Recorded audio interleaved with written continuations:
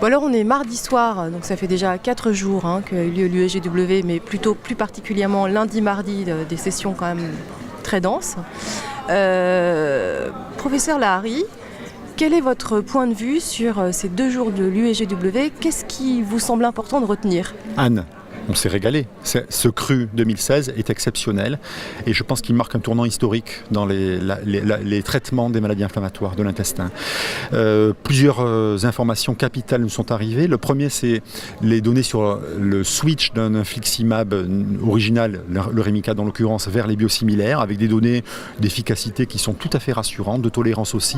Et je crois qu'on va arriver vers une diffusion des biosimilaires de l'infliximab tout azimut dans les mois, années qui viennent en France. Deuxième message, des nouveaux médicaments qui arrivent, on voit beaucoup d'essais positifs et alors ces nouveaux médicaments, ça devient ce qu'on appelle les petites molécules, des médicaments qui sont donnés par voie orale, qui ont une bonne efficacité, qu'il faudra confirmer dans les études de phase 3 et qui semble... Il y a des données de tolérance qu'il faudra également confirmer, mais qui vraiment c'est encourageant. Donc il y a le Mongersen, il y a le Lozanimod, il y a le Tofacitinib, enfin voilà, tout ça c'est des nouveaux médicaments qu'on voit arriver très bientôt. Et puis il y a les vieux médicaments, mais enfin qui sont encore très jeunes, tels que le Vedolizumab ou l'Ustekinumab, avec là encore des données importantes. Et puis j'ai un vrai coup de cœur pour une étude extraordinaire qui a été conduite par des collègues néerlandais, où on a proposé à des malades qui avaient une maladie de Crohn de l'iléon terminal, assez courte, étendue sur une trentaine de centimètres, d'être randomisés, donc tirés au sort, soit pour être opérés, soit pour être traités par infliximab. Ça, c'est vraiment des études qui sont très dures à faire et pourtant, ça répond à une question qui est une question de pratique courante. Est-ce qu'il faut opérer ou traiter médicalement? C'est une question qui est difficile. Et bien, cette étude, c'est pas qu'elle nous laisse sur notre faim, mais on voit que les deux stratégies se valent si on se donne à peu près 2 années d'observation après le choix qui a été fait, parce que la qualité de vie des patients est la même. Et quand on a été opéré, la possibilité d'être traité par la suite dans les 2 années qui suivent par l'infliximab est d'une dizaine de %.